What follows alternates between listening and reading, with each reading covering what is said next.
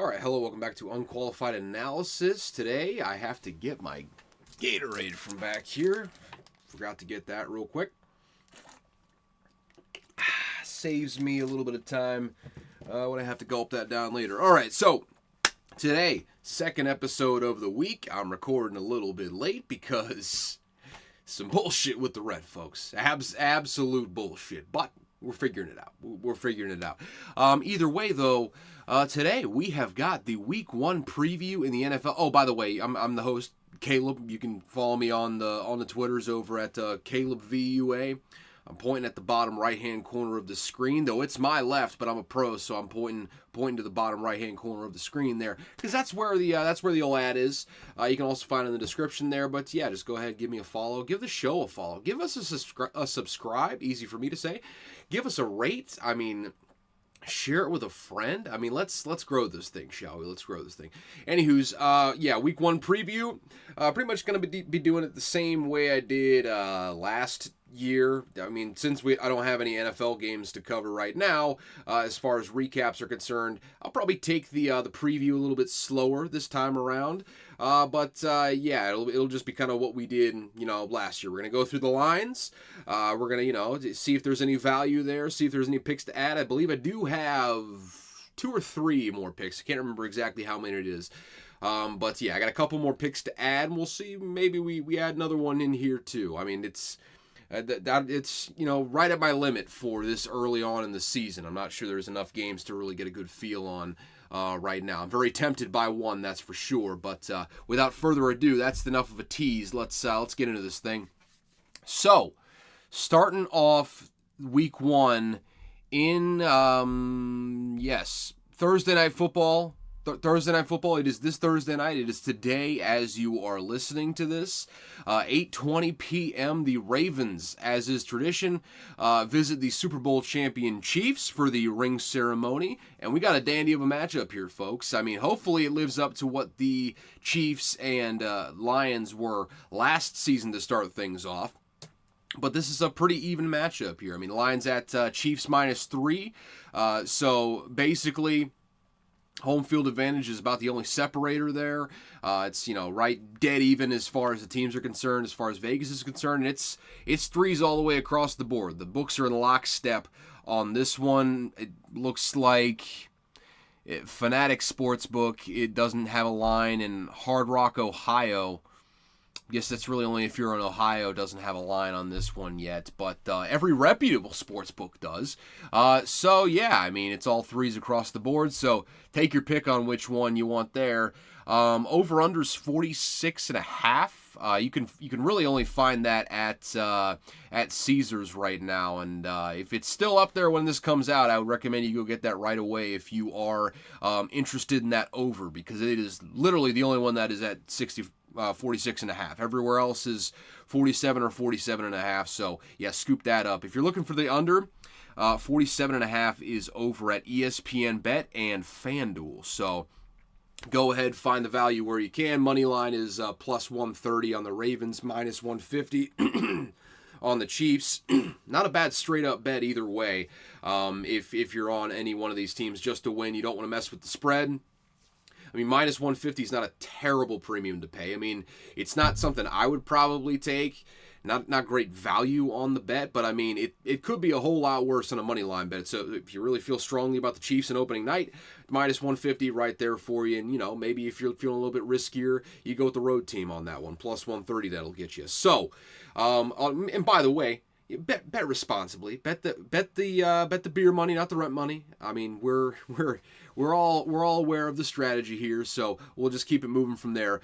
As far as this matchup goes, I mean, you're hoping it's a duel of great QB play, right? I mean, obviously you got Patrick Mahomes, who's the best in the league, and you got Lamar Jackson, who is, coming off an MVP season, so that's got to count for something, right? Also, in Todd Monken's offense, totally opened up the passing game for him. It's amazing what happens when you don't have Greg Roman drawing up passing plays for you, but I digress on that front. So it's going to be a matchup of two high-flying quarterbacks for sure. Ravens receiving core kind of took a hit this offseason. We'll see how that works out against this Chiefs secondary, but the Chiefs secondary is undoubtedly a little bit weakened with the departure of L'Jarius Sneed this offseason. So it kind of balances out there.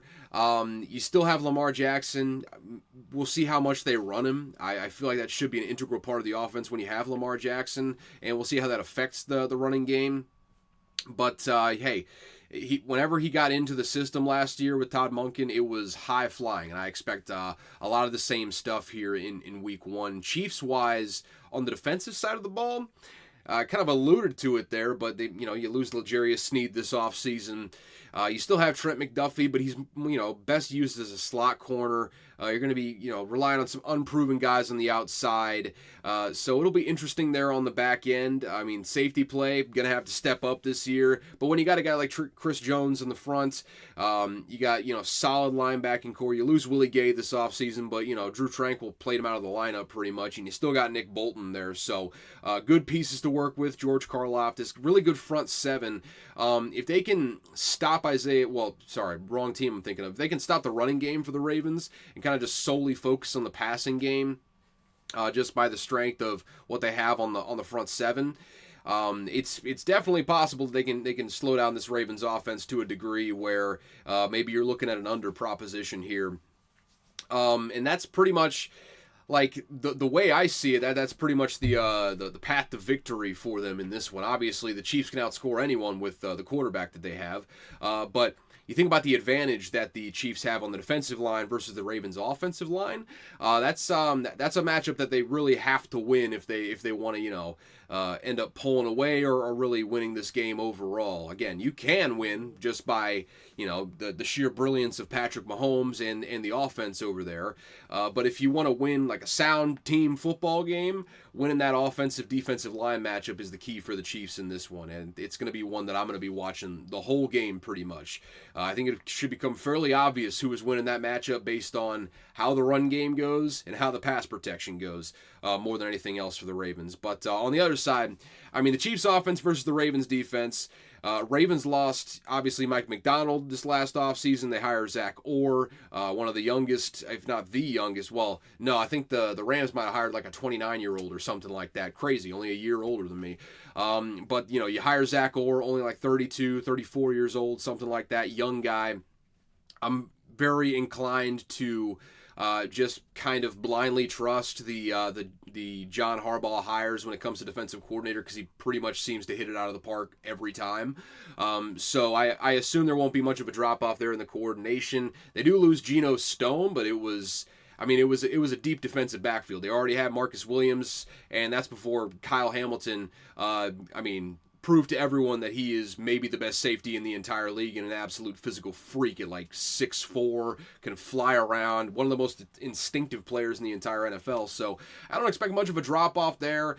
You got a little bit of worry at cornerback. That's kind of an issue there. You draft Nate Wiggins, though, and he played well in the preseason, so you hope that trend continues into the regular season. Outside of that, though, I mean, defensive line looks good. You signed Justin Madubuike to a big-time deal this offseason. You still have Roquan Smith. You're going to have some guys step up outside of that because you lose Patrick Queen. But still enough bones there to make some noise on the front. So I like what they're coming in with. They're still probably a top 10 unit this year with the personnel that they have. And plus, assuming Zach Orr turns out to be all right. For the Chiefs offense, though, I mean, it's better than it was last year. There's really no way around it. I mean, you still got some problems at the tackles right now. But, you have one of the best centers in the league in Creed Humphrey. You got solid interior play. You got a few questions at tackle, but when you have a mobile quarterback like Patrick Mahomes, really all you need is good run blocking to help out Isaiah Pacheco, quite frankly. Obviously, it's not that it doesn't matter. It's just that I just assume Patrick Mahomes is going to play spectacularly, really no matter how the tackles play for the most part in the passing game. Just need him to run the damn ball. I'm interested to see this front seven matchup with the offensive line here between the Ravens and the Chiefs.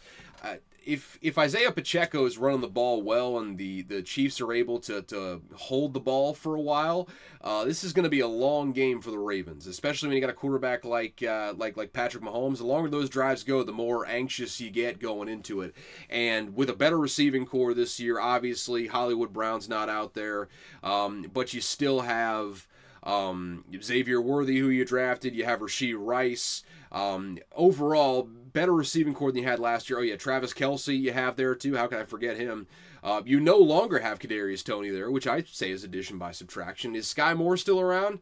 I don't know. He's around somewhere, I suppose. But that's enough in place if you have just serviceable offensive line play. And even if you don't, if Patrick Mahomes runs out of the pocket, you know he's going to be hitting Xavier Worthy on a deep shot at some point. You don't know when it's going to happen, but it's going to happen at some point. So I mean, the best hope that the Ravens have is that the secondary, the back end is just so brilliant that they get a couple turnovers off of Patrick Mahomes. If they can stone the run game a little bit, that front seven plays, good football. The Ravens could ultimately hold the Chiefs to less points than you may expect. As far as the game itself goes, man, this is a tough one. I'm certainly not betting this. It's just too close of a matchup, too close of the teams. I got to take the home team, though, on opening night. The Chiefs, they're the reigning Super Bowl champions. They have the best quarterback of all time, best one in the league, in my opinion, right now. You can switch those around. He's the best of all time, in my opinion. You're going to come over to that opinion one day. It's just a matter of time. And he's the best in the league right now. That's pretty much undebatable. No debate whatsoever there. He's in a tier up here. There's an empty tier below him, then another empty tier below that, and then whoever falls in the tier after. It's not particularly close. Patrick Mahomes is insane. So I'll go with the best quarterback in the league, reigning Super Bowl champions, walking into a great home field atmosphere. Give me the Chiefs -3. Again, not betting that, but if you're putting me in a corner to pick, I'd pick the Chiefs on this one. I'd take the under, though. I take the under. I feel like both these defenses are going to play well in this game, and, opening day cobwebs, you got to shake them off a little bit before you get going. I think for this one, especially in a big-time atmosphere and in a prime-time atmosphere at that, the under at 47.5 over at FanDuel looks favorable in this one. All right, so we'll keep it moving from there. We're on to the this is the Friday night game because they are playing in Brazil, which hilariously enough just banned X, formerly known as Twitter. I still call it Twitter, but to keep the news consistent, they just banned Twitter over in Brazil, and now a bunch of NFL players and NFL reporters are going over there to cover a football game. Get a VPN, I suppose. It's probably your best bet on that one. If you're trying to tweet from Brazil, I don't know how serious they are about this ban. Like, if they see NFL reporters that they know are in Sao Paulo or Rio de Janeiro, wherever this is being played, and are tweeting, are they gonna, slap them with some fines? Are they gonna arrest them? What are they gonna do? I don't know exactly what's going on. Best bet though, go ahead and get yourself a VPN, get yourself a free trial subscription. Just make sure that you can tweet during the game. That's my advice to you, NFL reporters. As far as the game itself goes, another close line. This one's even closer than the last one. The Packers are a +2.5 dog over at Caesars and FanDuel right now. Also, ESPN Bet is at 2.5. Everywhere else is at 2 right now, it would appear. Another close matchup there. Over under, it's 49 in most places, but you can get a 49.5 over at FanDuel and ESPN Bet if you're looking to bet on the under in this one. And really just in general, night games and especially week 1, I'm inclined to take the under. I'm not really, spoiler alert, I don't have a great feel on this game. We're going to get to who I'm leaning here in a minute, but I don't have a great feel on this game. It's week 1. I like to let these things play out. I'm much more into college football this time of year, having 1 week of data than I am at the NFL side of things. So Yeah. We're just gonna keep it moving right now. I mean, as far as the game itself goes, money line is actually minus 130 for the Eagles and plus 118 for the Packers. So if you're feeling strong about either of those, good options either way. Not a bad straight up bet if you're just not trying to play around with the spread. Okay, so as far as the game itself goes, we'll just go visiting team offense, home team defense once again. So let's look at the Packers offense versus the Eagles defense in this one. Obviously, starting with the Eagles here, pass rush a little bit thinner than it was last year. You do bring in Bryce Huff, but you trade away Hassan Reddick, which maybe not a terrible decision, viewing how things are going over there with the holdout situation, which still stubbornly persistent. Stubbornly persistent. That does remind me that I have to read some headlines. Don't y'all let me forget those at the end of this episode. Not that you care. It's football season.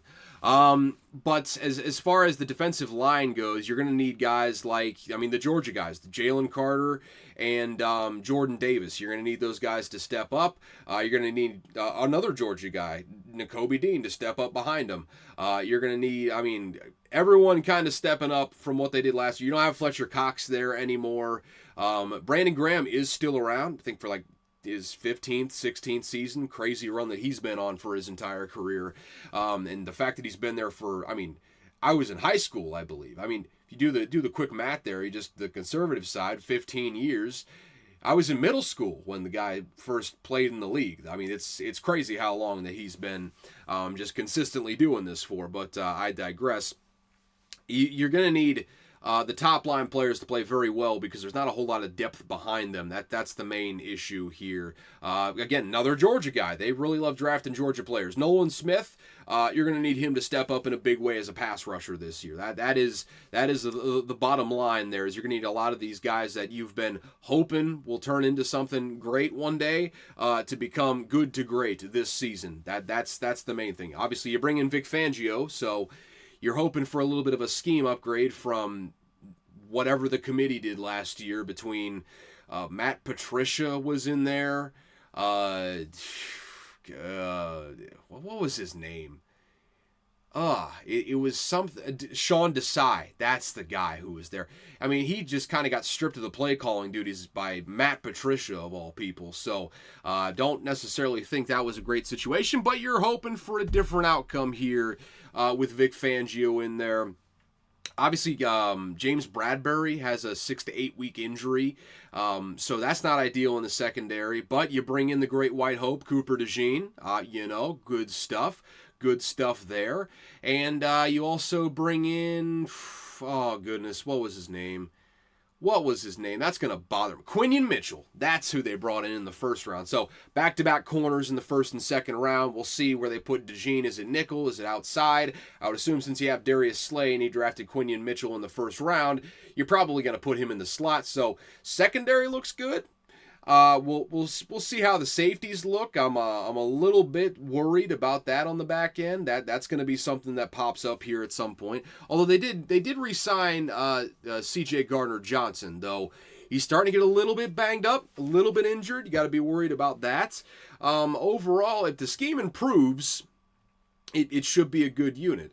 Now, matching up against the Packers offense, they're going to need all those corners, I'll tell you that right now, because the Packers have probably the deepest receiving core in the entire league. You heard me talk about it last week when I previewed the NFC North for this season. They don't have like a crazy number one, top 10 in the league caliber receiver, but I'll be damned if 1 to 5 they don't have like serviceable rotation guys all over the league pretty much. They'd make pretty much any team is what I'm saying right now. And they are, and it's not just like at rotation level. They have a couple solid guys in, Romeo Doubs is pretty good. Christian Watson, when he's healthy, is spectacular. It's just a question of whether he stays healthy. Jaden Reed, last year's second round pick, is a guy that's coming along nicely. Really played well last season. And it goes on from there, man. They are a really good receiving core. So they're going to need, the Eagles going to need that back end to play very, very well. The offensive line, I feel like always the Packers' stalwart is the offensive line. And you bring in a guy like Josh Jacobs. I think they cut A.J. Dillon, I want to say. Maybe he's like the third string running back. I don't know. Um, he's just not very good. But you have Josh Jacobs, though, and you expect him to be, I guess an upgrade over Aaron Jones. I think they paid him more than we paid Aaron Jones. We being the Vikings, that is, paid Aaron Jones. So I guess you expect an upgrade. He's a really good running back. He's never played behind really like great offensive lines, and the Packers are probably the best one he's going to play behind. So I think you can see the vision there. Physical running game that gets the defense playing up a little bit, but also you can't play up because you've got all of these weapons on the outside. I think Matt LaFleur is going to be dicing up teams this year, and honestly, if the protection holds, I think they're going to dice up the Eagles in this game. I mean, especially since like look at last season, for instance, for what I'm thinking of here. Vic Fangio walks into the situation with the Miami Dolphins. You assume he's just going to be great out of the gates, and that just wasn't the case. It never really came around last year due to a variety of reasons, some of which are not Vic Fangio's fault, but there was some obvious tension there between the star cornerback, Jalen Ramsey, and Vic Fangio, the play caller. There's just the scheme just didn't seem to work initially, but it is also a scheme that I feel like you have to kind of grow into a little bit. You can't just be hot out of the gates all the time with it. So I think it might be a slow start for the Eagles defensively. I think the Packers kind of like take advantage of them in this one. I think they're going to score pretty well in this one. As far as the other side of the ball, looking at the Eagles offense versus the Packers defense, all of this kind of hinges on whether the Packers hire of new defensive coordinator Jeff Hafley, former Boston College head coach last year. If that hire pays off, I mean, this should be a really, really good defense. I mean, they're talented at all levels. They have about 1 million first-round picks on that unit. They bring in Xavier McKinney this offseason, a star safety to put on the back end. They got Jair Alexander out there. Devondre Campbell's gone, but Quay Walker's a tackling machine. You still got Kenny Clark playing at the height of his powers. He's still very good. You got some high draft picks all around on that front seven. If they have a really good defensive coordinator, if he's better than Joe Barry was, sorry I forgot his name the other week.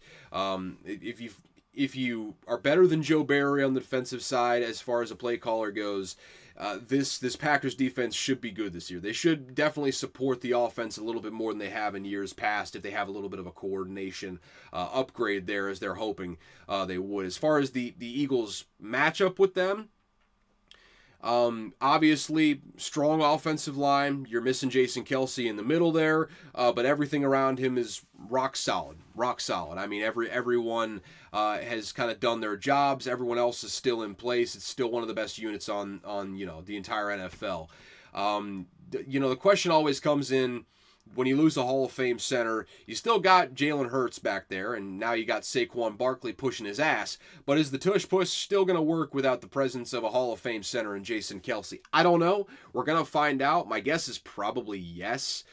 Just because, I mean, sure, Jason Kelce made it better, but when you got a quarterback who's strong as an ox below the waist, you got a center basically just pushing the pile. All you got to do is just be an animal. That's what offensive linemen love to do. Don't let them tell you otherwise. They love to just be an absolute animal and maul people. That's the bottom line here.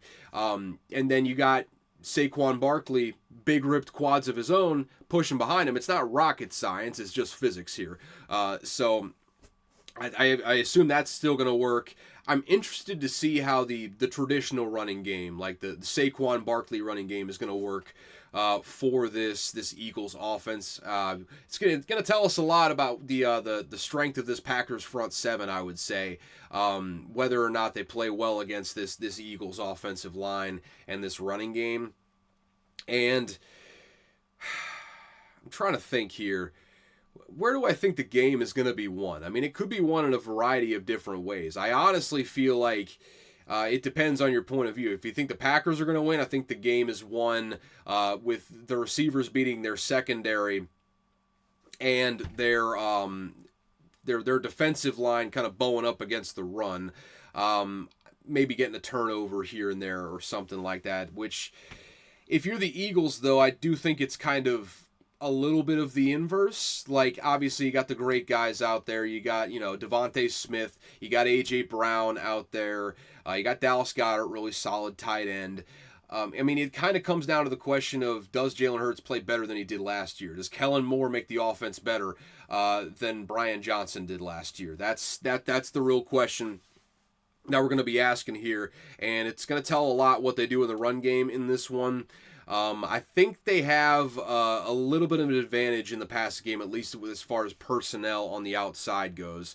We'll see. I think Xavier McKinney might cancel that out, quite frankly. But if you're just talking outside matchups, yes, you got Jair Alexander out there, but I think Devontae Smith can beat pretty much anyone else in that secondary who's covering him one-on-one. So I think it all comes down to whether Jalen Hurts can deliver the ball. He was great at it 2 years ago. Can he do it again this year in Kellen Moore's offense? I just don't know. And for that reason, I'm taking the Packers in this one. Again, not betting it. I don't feel great about either side in this one. But plus 2.5, give me the Packers in this one. If you're making me pick, I pick them to win. I pick them to cover. I just think they're better offense. And ultimately, I feel like, I'm not going to say they're a better defense, but they're good enough to kind of slow down the Eagles' offense in a way that allows the Packers to win. That's my expert analysis there. What are we doing on time right now? Goodness, already 27 minutes, and we're through 2 games. So let's kind of breeze through some of these here real quickly. So we got the Steelers at the Falcons.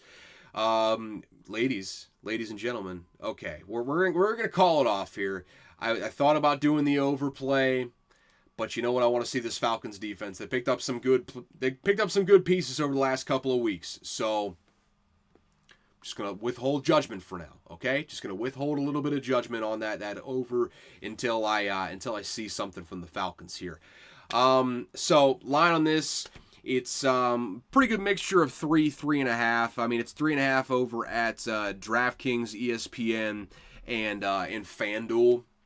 If you're looking to bet on the Steelers in this one, it's 3 over at pretty much everywhere else. MGM, Caesars, Bet365, which still looks like the Subway logo, and that's pretty much what you're looking at there. Pretty even split between 3.5s and 3s, as far as the numbers here go.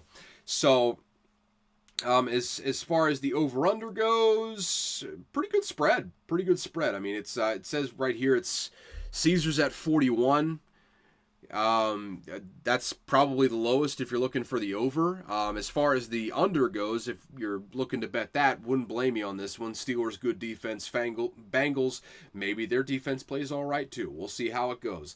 But it's 42.5 over at FanDuel, and they have the largest one over there at 42.5. They have the biggest by almost a point, actually. It's a pretty good spread. Shop around if you like to find something between those two, but those are the two best odds for whatever you're looking for, or at least best numbers for whatever you're looking for there. Money line, not totally out of the question if you just want to pussy out and go ahead and bet the Falcons straight up there, minus 160. I probably wouldn't do it. It's not great value on that bet. Steelers, plus 156. If you feel good about the Arthur Smith return to Atlanta, the revenge factor there might be worth a sprinkle. I'm not doing that. As far as this matchup goes, it's a big-time measuring stick for the Falcons' defense. It's a big-time measuring stick for the Steelers' running game, because I think that is going to be primarily what they are trying to do. I feel like the Steelers might bully this front seven with that running game. Who the hell knows what you're going to get from Russell Wilson? Maybe Justin Fields plays in this game too. Who's to even say? Just who the hell knows? They have one receiver. They have a good tight end, I suppose. Good duo running backs. There's just not really, it's a lot of meat and potatoes in this offense. Now, if they coordinate the run game well, which Arthur Smith has a habit of doing, can still be productive. It's just got a pretty low ceiling at the end of the day. Like I said, you got one receiver, one of them. We'll see if some of the young guys come along, but right now that's the way I look at it. Falcons got a lot of receivers, and they got a really good quarterback in Kirk Cousins. Solid offensive line, star young running back. This offense is legit. No two ways about it. The Falcons' offense is legit, and they're going to score a hell of a lot of points this year.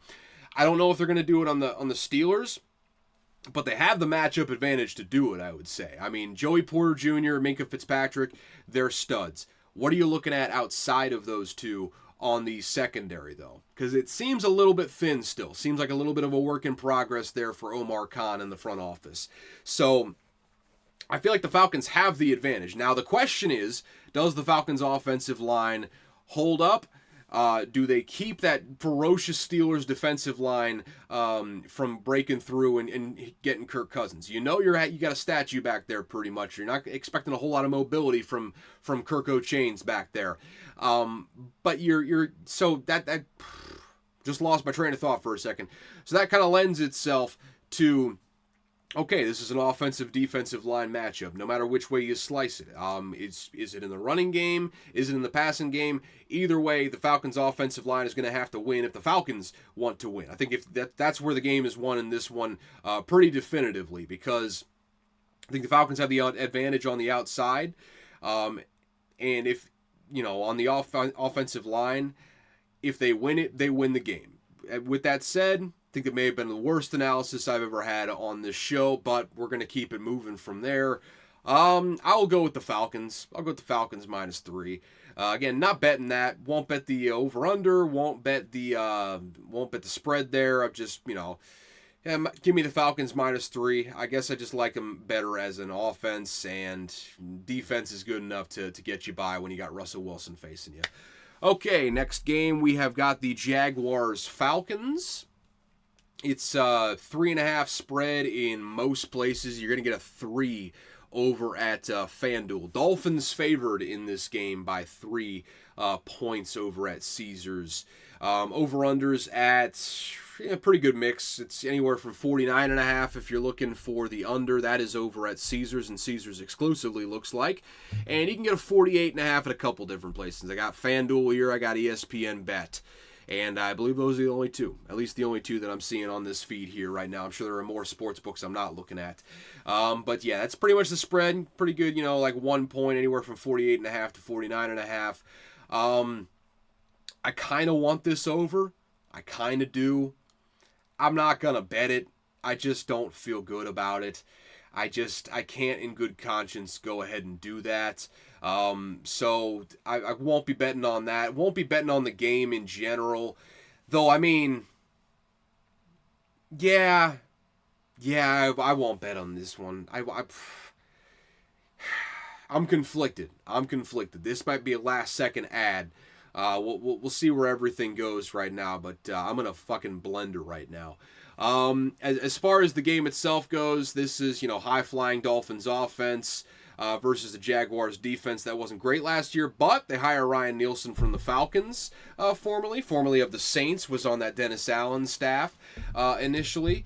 So you expect some improvement on defense just by that alone. He's a very good defensive coordinator, and it's not like they have bad players over on that side of the ball. Secondary is shaky, to say the least, but you got a star pass rusher on the defensive line in Josh Allen. You got a tackling machine in Foye Oluokun back there behind him. I mean, it's a good front seven and a bad secondary. That's the best way to put it, which ultimately could work out in their favor because the Dolphins' offensive line is a bit of a mess. I mean, I know Tua gets the ball out quickly, but at the same time, he's going to have to get it out real quickly because Josh Allen might have his way in this game. Josh Allen Hines Allen, I don't know, man. He didn't want to be called Josh Allen, the defensive end, so I guess he just added in a Hines in there somewhere. Gotta love ketchup. Ketchup's good, man. I'll tell you what. It's good stuff. But yeah, I feel like if the Jaguars want to win, they're going to have to get two on the grass, pretty much. That's the main way to do it. And I think they have a good enough advantage on the defensive line with this Dolphins offensive line that maybe they can make some stuff happen. I mean, outside of Teron Armstead, who I guess will probably be matching up with Josh Allen a pretty good bit, there's not really anyone that scares you on that offensive line. I mean, Robert Hunt just walked out the door over to the Carolina Panthers for buku bucks. So that's a concern there. I mean, that was one of your better offensive linemen, and he just walked out the door. So I don't know. I feel like the Jaguars have an edge there, but if the Dolphins get time, I mean they're gonna dice up this secondary. That's the main thing. I mean Ryan Nielsen's gonna have to be in his bag in this one to stop the Dolphins' offense. It's kind of a similar story on the other side. I mean the Jaguars' offensive line is kind of miserable. The Dolphins' front seven. I guess Bradley Chubb starting the season on the pup. I think Jalen Phillips is back, if I'm not mistaken. You lose Christian Wilkins, though, which is going to hurt. No two ways about that. You lose some linebackers. I mean, obviously Xavier Howard is gone now. You got some question marks. You got a few question marks there on the defensive side of the ball, which I think will probably save the Jaguars because their offensive line is not very good. I mean, you hope that Jalen Phillips is not the player that he once was. That's the best hope for you because I think Jalen Phillips. The only way the Dolphins win this game, at least win this matchup with the offensive and defensive line, is if Jalen Phillips is a monster. That's the main thing. So ultimately, I think that's pretty much a moot point. I think they kind of cancel each other out. Maybe Travis Etienne, maybe he can make some stuff happen. I think the Jaguars have some good receivers on the outside. But I feel like the secondary is the big strength of this defense. I mean, you got, how do I forget this guy's name? For whatever reason, Javon Hargrave is coming to my head. And no, that's a defensive tackle for the 49ers. Javon Holland, that's the one I'm thinking of. Safety for the Dolphins, one of the best safeties in the entire league. Jalen Ramsey, still a legit number one corner. Outside of that, what do we got? We got like Kader Kohu. Not good at all. But hey, you work with what you got. And ultimately, it's as simple as looking at the Dolphins. The Dolphins' offensive line. If the Dolphins' offensive line can hold up, they're going to get. I mean, the Jaguars' defense is going to get diced. I feel pretty strongly about that. If they don't, this game is going to be close, and I think the Jaguars might ultimately win. I think the defense for the Dolphins is good enough to give the Jaguars problems. I feel like the running game is going to be a problem for the Jaguars all year, just based on the makeup of this offensive line. I think Trevor Lawrence is going to be good. I do expect him to throw at least one interception in this game. I mean, you can't hold Jalen Ramsey and Javon Holland down for long. I think they're going to get something off of him. So with that logic, I'm going with the Dolphins, -3. Not betting them. At least not right now. I don't think I'm betting them. But, for as far as picks, we're going with the Dolphins -3 in this one. That's the pick. Oh boy, my boys are up. So we got the Vikings at the Giants here in week 1. And boy, I am tempted to break my own rules, folks. I have a pretty hard and fast personal rule that I don't bet on the Minnesota Vikings for the most part. I made one exception to it a couple years ago when they played the Skylar Thompson-led Miami Dolphins, and I said, by God, if they can't cover a 6.5 spread versus a Miami Dolphins team led by rookie Skylar Thompson, who was just in the practice squad a week ago, they're never going to cover a spread again. So I bet on that one. I'm in a similar situation here with this one right now. So the line is Vikings -1 over at Caesars. The Caesars has a 1 right now. Unless it's changed, they have a 1. You can get anywhere from a +2 over at DraftKings. Most of them are at like +1.5 though, pretty much everywhere else. Over-unders at 41 or 41.5. You're going to have to shop around on that. This is it's such a close line, and I hate to use the term disrespectful line because Vegas doesn't care. They don't care about hurting your feelings. They care about hard data and numbers. I just don't agree with their numbers on this one. Like, are they just expecting the Sam Darnold effect to be, just constant shots in the foot? Because, it's a good Vikings offensive line. It's a very good Giants front seven, but it's a good Vikings offensive line that should be able to protect Sam Darnold for the most part. You worry about the interior, but as far as the offensive line goes, we're probably going to get beat just due to the sheer personnel on the Vikings defensive line, on the Giants defensive line. But they won't get beat too bad. And when you got Justin Jefferson, you got Jordan Addison.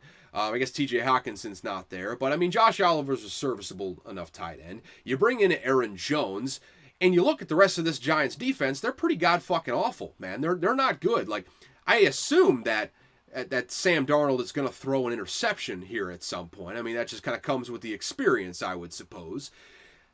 But the Giants should be able to. I mean the Vikings should be able to score points on the Giants. If they can't score points, we got a real problem. We're certainly not going to be a playoff team or anywhere close to that if we can't, take care of business versus the Giants. Because they should have a decided advantage in everywhere except for the pass rush, pretty much, on the offensive versus defensive matchup.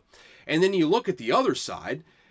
All Brian Flores' defense did this offseason was improve. They improved the personnel pretty much across the board in most situations. Obviously, you had the tragic passing of Kyrie Jackson in the preseason, but you bring in Stephon Gilmore. I don't want to just butt that. I mean, that's tragic. That is tragic, and it sucks for the team.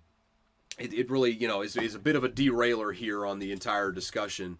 However, they do bring in Shaquille Griffin this offseason. They bring in Stephon Gilmore late.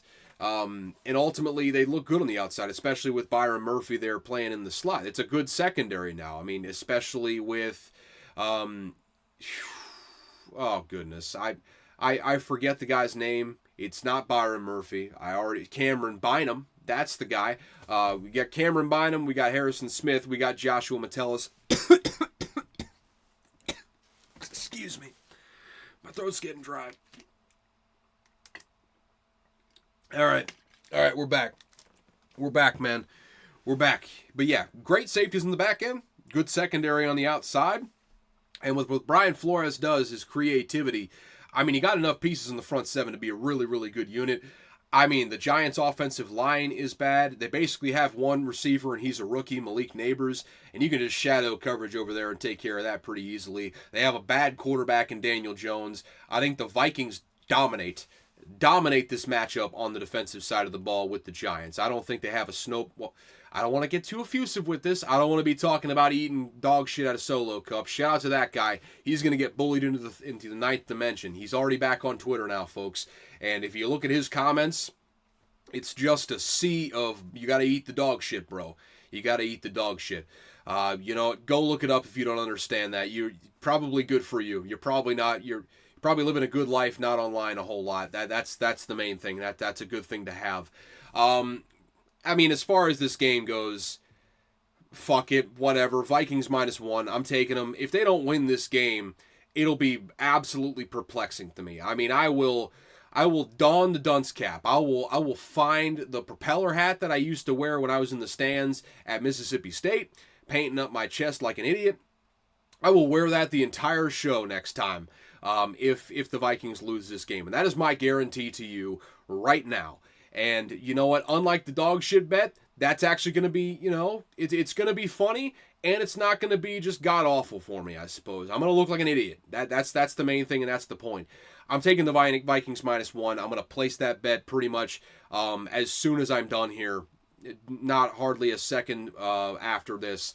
I'm going to be placing that bet. But yeah, the Vikings -1. What are we doing here, Vegas? What are we doing here?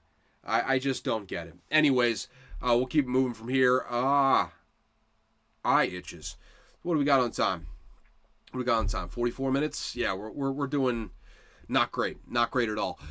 So Titans, Bears, you get a pretty good mix of numbers here. The lowest we got is ESPN at 3.5 right now. That's pretty much the only one that low. Everyone else is 4.5. You get some 4.5s over at FanDuel here and over at Caesars if you're looking to bet on the Titans. But it is, Bears -3.5 at the best. Over under is anywhere from 44.5 to 45.5. If you're looking at the under, 45.5 is over at Caesars. If you're looking at the over, the 44.5 is over at FanDuel. So there you go. Oh, also DraftKings as well. So yeah, if you're looking to bet on that. This is a big-time measuring stick game for both teams here out of the gates. I think the Titans tried hard to keep their team competitive this year.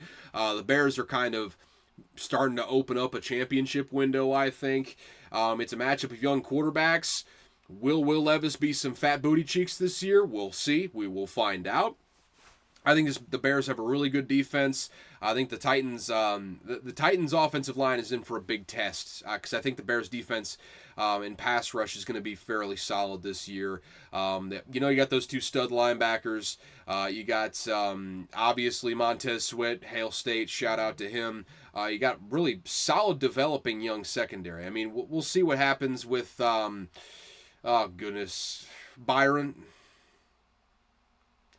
I keep wanting to say Byron Murphy. Kevin Byard. That's who I'm thinking of. Kevin Byard. My brain is just mush right now. And I'm going to get done recording this late too. It's terrible. It's terrible. Overall, I mean, I look at this matchup. I think the new look Bears receiving core matches up very well with the Titans secondary there.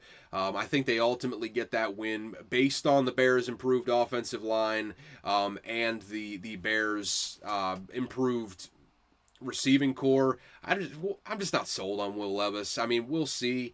If he doesn't succeed this year, he probably just won't succeed, I would say. But I just feel better about the Bears in this matchup. Give me the Bears -3.5. I won't bet it, but give me the Bears in this one. Panthers Saints, it is 4.5 over at Caesars. That's pretty much it. And you can get a -4 pretty much everywhere else. Actually, FanDuel's got a -3.5, so you might want to snatch that up if you're on the Saints in this one. Outside of that, though, over-under is anywhere from 40 over at Caesars, lowest by far, I would say, to a 42 over at MGM. So yeah, get your bets, get them while they're hot, I suppose. Bet responsibly. I mean, basically, I think the Saints should win this one. I mean, the Panthers are still a big-time work in progress. It's a home game for the Saints, too. Obviously, the Saints' offensive line is kind of a mess, but the Panthers' defensive line isn't exactly anything to write home about. So I think they win that. I think they want to run the ball this season. We'll see what Clint Kubiak does with the scheme this season. Again, I'm not sold, but whatever. We'll see. I think the Panthers, I mean, there's just not a whole lot to love there for the Panthers. I mean, there's a couple good pieces, but, I mean, you lost a couple good pieces this offseason, too. So I'm just not all that sold on them. And, I mean, defensively, I think the Saints will be better this year as well. I think they'll get back to a little bit more of the form. They're still long in the tooth, but you still got solid players across the board, good defensive coach. I think they fairly handle the Panthers' offense in this one. A big test for basically everyone across the board. I just see the Saints winning. So I'll pick them to win. I'll pick them to cover in this one, -4. And that's all I got to really say about that matchup. Not a great one. It's a little poo-poo dog shit over there. But Cardinals at the Bills. Biggest spread we've had so far. Mostly it's 6.5 across the board. You can still get a 6 over at Caesars if you're looking to bet on the Bills. Over-under is 48 in most places, 48.5 over at ESPN, Bet, and FanDuel if you're looking to bet the under in this game. I would not be inclined to do so. I think there's going to be a lot of points in this one. I feel like the Bills' defense, yes, a lot of the names they shed were a little bit more flash than substance. I don't think they're going to drop off all too much on the defensive side of the ball, but I also think the Cardinals' offense is better this year. I think they are going to, score some points in this one. Marvin Harrison Jr., I think he's going to show right out of the gates that he is a really, really good wide receiver. I think there's going to be some continued improvement with Kyler Murray coming off of that ACL injury. Probably going to be 100% coming out of the gates this time, coming out of the year. Obviously missed first portion of the season last year with that ACL injury. Greg Dortch is a good receiver. You got one of the really good underrated tight ends in Trey McBride. You got really just solid personnel across the board there on the offense. Improving. I can see the vision that Monty Ossenfort is building over there. So I think the Cardinals score some points on the Bills' defense. Bills, though, I mean, you got Josh Allen. Hopefully, I hope to God Keon Coleman is good. He's such a great press conference guy. If you don't know who he is yet, you're going to find out. He's going to say something at some point this season. It's going to be awesome. Or he's going to make some plays that are awesome. Either way, I'm all here for it. Wide receivers, though, you got Khalil Shakir out there as well. I'm trying to think. I mean, it's hard to remember all of the... I mean, Curtis Samuel came over this offseason. Doesn't matter, though. They've got Josh Allen. I have no worries whatsoever. I think they're still going to spread the ball around the field. The run game will figure it out. I have no worries there either. They got solid enough offensive line, good enough running backs. They'll figure it out. And the Cardinals defense still a work in progress, I would say. So I think the Bills, just really by virtue of having Josh Allen and quality enough personnel around him, I think will probably put up some points in this one. Ultimately, Cardinals are feisty, man. They're feisty. I'll take the Cardinals at plus 6.5.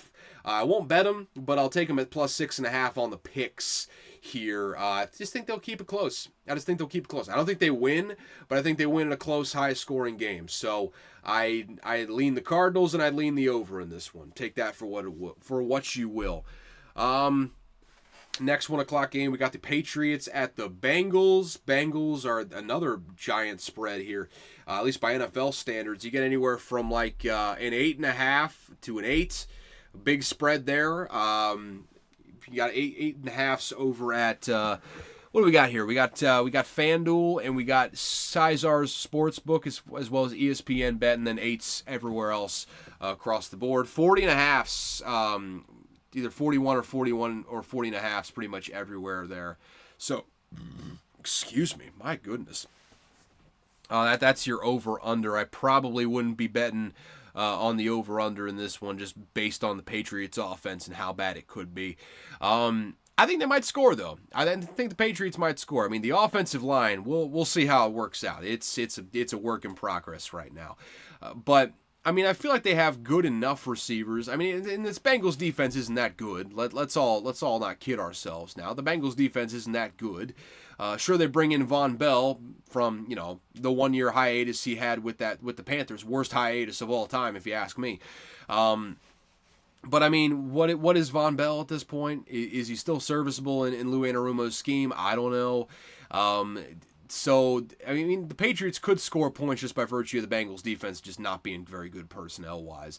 But also on the other side, I just feel like Joe Burrow, that offense, I mean, I feel like they're going to win this game. I mean, the Patriots defense is solid, but I feel like the Bengals are going to win this game. I don't know if they cover, though. I think I'm going to take the Patriots plus 8.5, but I'm gonna take the Bengals to win this game. I think the Patriots keep it closer than people may expect, and it might be a little bit lower scoring than people expect as well, at least from the Bengals side of things. So that's how I feel about that one. Texans-Colts, you can get anywhere from a 2.5 to 3. It's kind of just depends on the sports book. I guess you got 2.5s over at Caesars and FanDuel, then 3s everywhere else. Over under, it's pretty good mix of 49 and 48.5. Books seem to be pretty close to each other on that one. So I guess for this one, it kind of depends on how the Texans defense comes out, how the over-under goes, right? So if the Texans defense comes out how we think it might look, and it might be very, very good, they could, hit the under in this one. If they don't come out good, I think they hit the over. I don't know. I'd probably stay away from that over-under anyways, just because the Colts have some good young pieces, too, on the defensive side of the ball that could step up. I feel very strongly about Laiatu Latu. I think he could be very, very good. He's got a tough matchup with Laramie Tunsil here in Week 1. I'll tell you that right now. But I think he's really, really solid. I mean, if he stays healthy, I think he's going to be a star in this Colts defense. I don't know about banners or anything, but I think he's going to end up being very good in this Colts defense. So, I mean, ultimately, what this game comes down to, more than anything else, I mean, it's hard to pick just one thing in this matchup. I mean, I could cop out and just say, front seven matchup, offensive line versus defensive line, blah, blah, blah, blah. But I think it's more so, I think if the Colts beat the Texans secondary, like if Anthony Richardson comes out and looks like he did to start last season and making some spectacular throws, I think the Colts could definitely win this game. But I just feel like the Texans are just a better team. I'll take them at minus 2.5. I think it's going to be a really good game, though. I think the line is just about dead on, I would say. I think it's going to be a really fun, close game. I'll just do a slight lean to the Texans in this one. Okay, so Bronchies Seahawks over in Seattle land. It's sixes pretty much across the board. You get 5.5s over at, you guessed it, Caesars and FanDuel, and it's either 42 or 41.5. It just kind of depends on the sports book. Pretty good mix of both throughout this whole thing. I'm certainly not taking the over in this game. Mike McDonald you hire for his defense with the Seahawks and the Broncos offenses. We'll see with Bo Nix. I got no idea on that one. I mean, as far as the Seattle Seahawks defense, I feel like their defense is going to be better this year just by virtue of having Mike McDaniel. Yep, just adding an Enya in his name. So, yeah, I feel like the defense is going to be better by virtue of that. I think you're also going against a Broncos offense that is challenged in areas, namely wide receiver outside of Cortland Sutton and, shaky offensive line. Wasn't great last year. Maybe you inject Bo Nix and things get better. You still have Sean Payton, so that's a big time maybe there. But I think the Seahawks defense improved too. I think they got Julian Love this offseason from the Giants as well. He comes over. So I think that's a good pickup for them. I'm trying to think of who else that the Seahawks got. Obviously, Reek Woolen. You draft Evan Witherspoon last year. You make some improvements on the defensive line as well. I think they're going to be a solid defense this year. So maybe I'd lean the under in this one. I just feel like the difference maker is going to be Ryan Grubb and that Seahawks offense just scheming shit up. I think it's going to be fun with the Seahawks offense this year, and I think Ryan Grubb is going to firmly put himself in the spotlight as a future head coach, possibly at the NFL level. I love that offense. It was so fun at Washington. Obviously, everything's easier when you got an NFL quarterback and like 3 NFL wide receivers versus college defenses. But it was just so creative. It was such a fun offense, and I think he's going to bring that to the NFL level with the Seahawks. So I'm really looking forward to that. So yeah, I'll take the Seahawks minus 5.5, I guess. Yeah, give it to me. Give it to me, man. Okay. Up next, we've got the Raiders at the Chargers. I mean, it's threes mostly. You got a 3.5 over at Caesars, and that's pretty much it. If you're looking to bet on the underdogs here, the Raiders on the road. Over under anywhere from 40 to 41.5. Actually, pretty good spread on the over unders here. So shop around on that one. God damn it! What in the name of fuck? What in the name of fuck? I say. Get me back to what I was looking at. I hit a wrong button, folks. I apologize. Give me a minute here. Give me a minute here. I got to scroll out of that game I was just at. Goodness gracious. So, yeah, I mean, as far as this game is concerned, I'll keep it brief on this one. I'll just take the Chargers. They actually have a quarterback. The Raiders don't. I think the Jim Harbaugh style is going to pay dividends. I think the Chargers are going to be solid enough. They're going to be feisty, and I just don't think the Raiders are that good this year. I think it's going to be a tough matchup with the Raiders' defensive line. But I think it's going to be sloppy, but I think the Chargers win this one. So give me the -3 on that one. Cowboys at the Browns. Sneaky good matchup in this one. I think that should be a fun one, actually. 2.5s across the board. Books are in lockstep on this one. No variation whatsoever. A little bit more of a spread on the over-under. I got a 42 here over at Caesars, and looks like we got a 40.5 over at FanDuel. So yeah, just shop around on that in-between space there. I think this is as advertised, though. It's two solid defenses. We'll see how the Cowboys look without Dan Quinn, but solid defenses. Browns have a great defense over there, and 2 offenses. Good personnel. We'll just put it that way. I mean, you got CeeDee Lamb and Dak Prescott. That's your good personnel for the Cowboys offense. The Browns just have players everywhere except for the quarterback position. I think that's the main thing. And you know what? I think I just answered my question of who I'm going to pick with that one. I just feel like the Browns are a better team, man. I mean, I think the Browns defense is going to cause problems with the Cowboys offense. And the Browns offense, look, man, if the nasty man just stays out of the offense's way, I think they're going to be just fine. I mean, just deliver the ball, let the defense play their game. I mean, it's Jerome Ford out there initially, but you've still got one of the best, if not the best, offensive lines in the entire game. So, yeah, give me the Browns -2.5. Not going to bet it, but that's where I'm picking for right now. Goodness gracious, my throat is getting dry here right now. Yep. That's good Gatorade. Okay. So, Commanders at the Buccaneers. It's 3.5 in most places. You can get a 3 over at MGM, and that's pretty much it. Buccaneers favored, -3 over there at MGM. Over under, books are in lockstep at 43.5. I don't know, man. I feel like the Buccaneers are getting a little bit disrespected here because the Commanders aren't a very good football team. So I mean, I'm going to take the Buccaneers in this one for sure.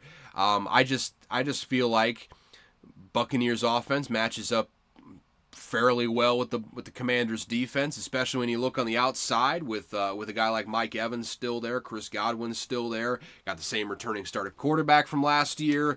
Obviously, you lose the offensive coordinator Dave Canales, now the head coach of the Carolina Panthers, but don't expect that much of a drop-off from the Buccaneers offense. I think they're going to put up some points on the Commanders. And, I mean, the Commanders offense, I just feel like the Buccaneers defense is going to eat them alive. I mean, basically just the offensive line is such a disaster that I think the Buccaneers win that by default. And the receivers on the outside just aren't really good enough to compensate, I don't think. I mean, Jaden Daniels is going to have a spectacular game on the ground. I'll tell you that right now. And is that really what you want a guy to do who's taken some of the most comical, hilarious hits in the history of college football? That's for Cliff Kingsbury to decide. But yeah, give me the Buccaneers -3 in this one. That's where I'm leaning. Okay, so Sunday night game. We are coming to our next pick here. I already put this one in. So across the board, we got 3.5. Lions favored by 3.5 as they're hosting the Rams here. Over under is pretty good mix here. You got anywhere from a 50.5 over at DraftKings to a 51.5. Over at FanDuel right now. So yeah, just shop around on that one. I need to look at exactly what my bet was for this one. Give me just a second. Yes. So I got the Rams. Lions over 51. I think the Lions defense is going to be better this year, but I like this Rams offense. I think the Rams offense can score on anyone. I love Kyren Williams. I love the offensive line. Obviously, I love Puka Nacua and Cooper Kupp coming back this year. I love everything that the Rams offense has to offer, and I love Sean McVay, obviously. So I just think they're going to score points on pretty much everyone. Lions are playing against a bad Rams defense, and they have a really good offense. So I just expect points. Yes, it would kind of buck the trend of night matchups hitting the under, and this is a high over-under too at that. But I just feel like they're going to hit this one. I just feel like this is going to be a fun shootout type atmosphere, which means it's probably going to be a 24-20 final. But fuck it, I'm taking the over 51 points in this one. And ultimately, I feel like the Lions are just a better team. I feel like the Lions defense is going to get just enough stops to pull away in this one, and I think they win. I think they cover at 3.5. I'm not betting it, but that's my prediction for that one.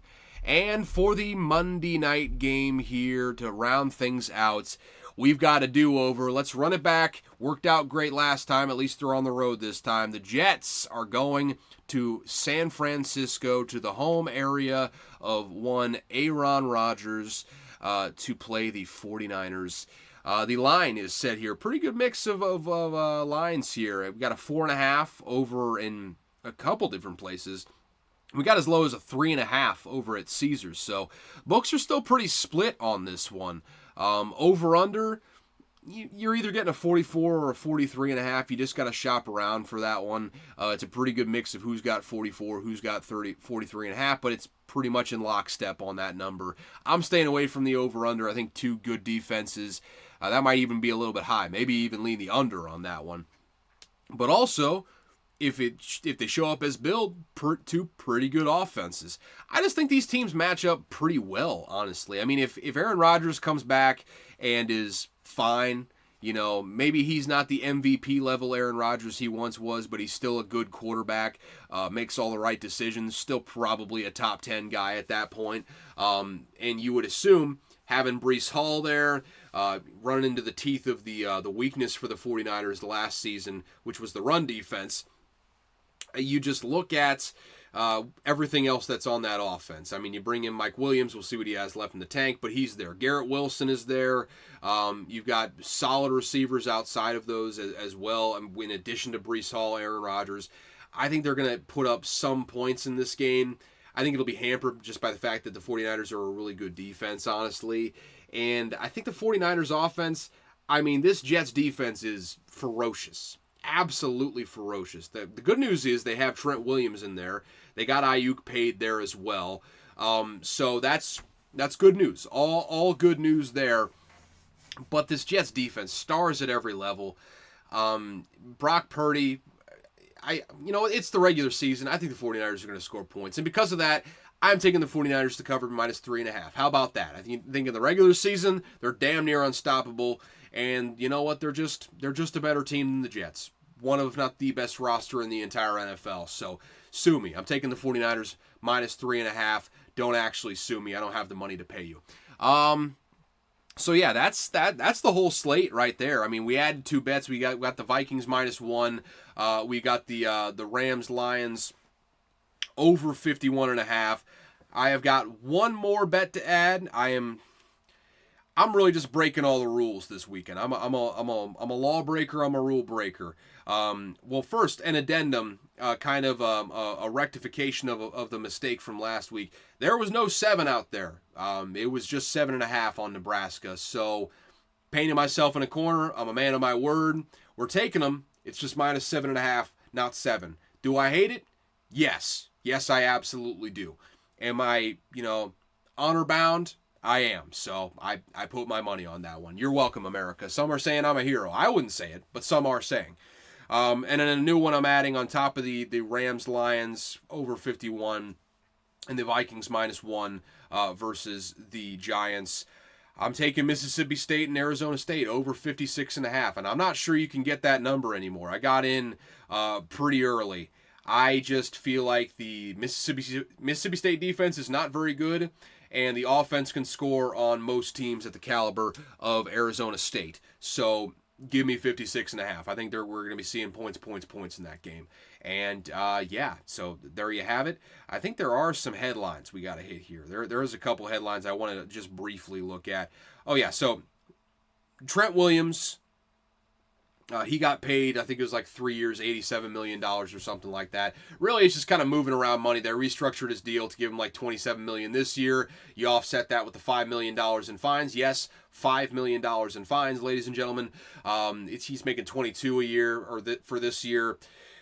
Cool. You got him back in the lineup. That's what matters. Also, Patrick Surtain. This came down the pipe just today. He's getting paid 4 years, $96 million extension with the Broncos. My read on the situation, probably not going to stay there. Probably just makes him more attractive to trade for, quite frankly. And I think that's ultimately what's best for the Broncos team, is to trade him for assets, because, boy, they bereft of talent on that defensive side of the ball. He's basically the one bit of glue that's holding the unit together. So, hey, maybe you stubbornly hold on to him. I don't know. But he got paid as well. So, here's the shout out to people getting paid, man. You love to see it. You love to see it. With that, though, I think I'm out of here, folks. We're running at an hour 8, hour 9. Not bad. It's going to be in an hour 10 before this is done. I had a little bit of downtime to start this thing, so that's beautiful. Absolutely beautiful episode today. If you enjoyed this episode, I appreciate it. Subscribe. Help me grow this thing a little bit more by sharing it with your friends, rate, all that good stuff, wherever you're listening to it, no matter what platform it happens to be. Follow me on the socials at CalebVUA. That, once again, is in the right-hand corner of this screen right now, so go ahead and do that. You can shoot me a DM. You can shoot me an email at unqualifiedanalysis@gmail.com. Both of those are in the description if you want to, communicate with me. Maybe add something to the show. I don't know if you're feeling spicy or not there. You can do whatever you like, as the poets once said. But we do this twice a week now. Twice a week during the regular season. We got college football on Tuesday. We have got NFL on Thursday, and it is a beautiful time to be an NFL, really just a football fan. So with that, Thank you so much for tuning in. As always, I've got no clue what I'm talking about. But one thing that I learned this week, actually the last fact that I have, so I got to go back to the well and get 2 new ones for next week. Marquise, a.k.a. Hollywood Brown, who I mentioned earlier in this episode, is called Hollywood because he's from Hollywood, Florida. And I definitely thought it was more about the big plays, and I thought that name just kind of materialized because he's big show, he's Hollywood, and now I feel dumb. So that's good. Very good. Very good. Enjoy the games this weekend, folks. I know I sure as hell will. I'm still debating whether to buy the Sunday NFL ticket. I think I'm going to just bite the bullet and do it. Whatever, man. Whatever. Life isn't fair. Fuck it. I'll just do it. So yeah, enjoy the football this weekend. I'm certainly going to enjoy the football. And yeah, we'll reconvene here on Tuesday for a college football recap, shall we? See y'all then. Have a good weekend. Deuces.